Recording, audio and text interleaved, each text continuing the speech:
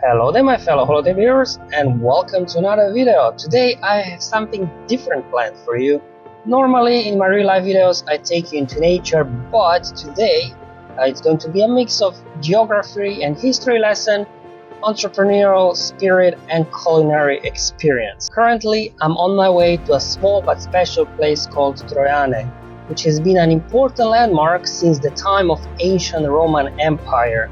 And despite the name, it has absolutely nothing to do with the ancient Greek city of Troy or Trojan horse.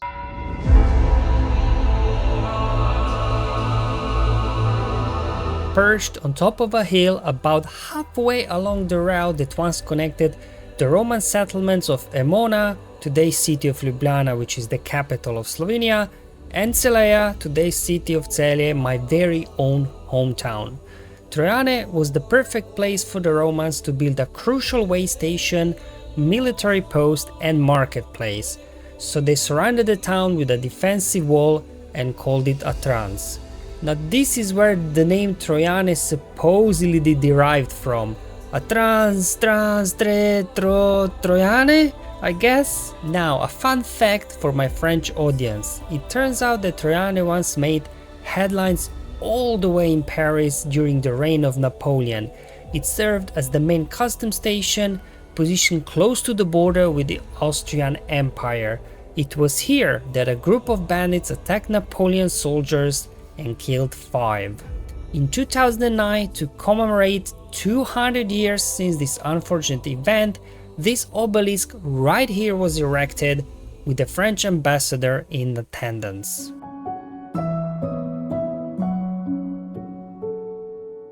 After Napoleon's fall, Trojane returned to Austrian control, and it was during this time that the seeds of what Trojane is the most famous for today were planted. It now sat on the main route connecting Vienna and the Italian port of Trieste, so locals began referring to it as the Old Vienna Road. With travelers and traders passing through daily, many two-story Carter houses were built. Tavern on the ground floor, accommodation upstairs, horse stables and storage in the back. One of these houses still stands today, right behind me with a plaque dating back to 1849. This building is now officially recognized as a heritage monument. In 1911, the landlords of these houses banded together, forming a union to invest in purchasing 3 Sauer buses in Vienna.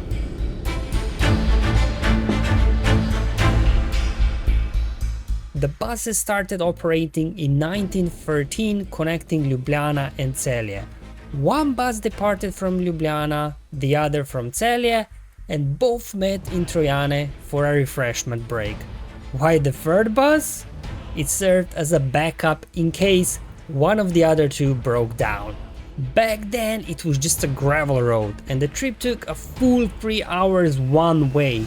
I tried to dig up some of the old photos of these buses and luckily I was actually able to find in the archives on one of the local museums photo of a bus at Trojane.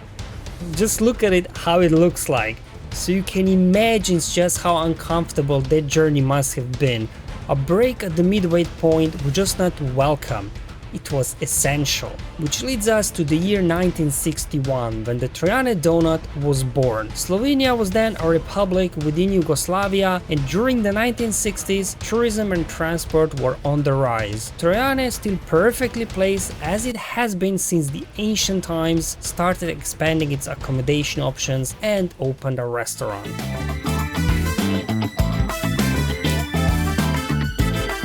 At first, the doughnuts were made only occasionally, but they proved so popular with the travelers that they entered daily production just 1 year later in 1962.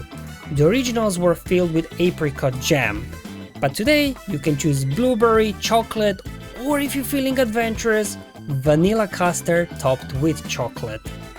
Trojane doughnuts became famous not just in Slovenia, but all across Europe. Even when the Celje-Ljubljana motorway opened in the early 2000s, slicing through the hill with a tunnel beneath Trojane, it wasn't the end. In fact, it was just another challenge Trojane turned into an opportunity. The donuts were such a draw that people began exiting the highway just to visit. They stopped here for a fresh pastry, a hot meal in the restaurant, or a quick shop at the mini market. They even got an EV charger if you need to top up your car while you're at it. And now, the moment we've all been waiting for. The star of the show. Just look at the size of this thing. It's absolutely massive. Check this out. It's probably like 4 times the size of a Krispy Kreme donut. Alright, let's give it a bite.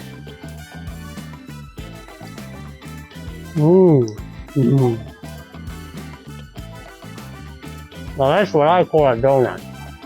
It's still warm, still freshly baked from the oven, still warm. I got the OG with the apricot jam, very nice. I don't often eat donuts, but for Trojane donut, I make an exception. But what makes these donuts special, it's not just the flavor, it's the story behind it. And this story begins with something we often overlook, something that hides in plain sight, quietly shaping destinies, shifting borders, and deciding the fate of empires. Geography and environment.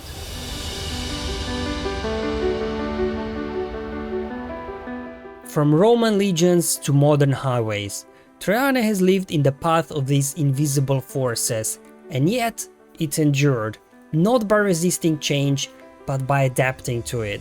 What began as a strategic hilltop outpost became a crossroads of cultures, a pause for travelers, and, through a spark of local innovation, a birthplace of something wholly unexpected, the iconic Trojane donut.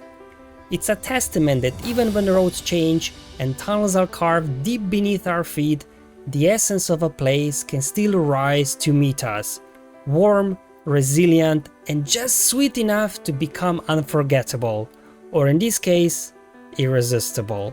And perhaps most fascinating of all is that in our modern world, armed with GPS, high-speed engines, and cutting technology, we're still tracing the same ancient corridors. The rides may look different, but their rhythm remains. And Trojane, it continues to greet us just as it did centuries ago, with open arms and a donut in hand.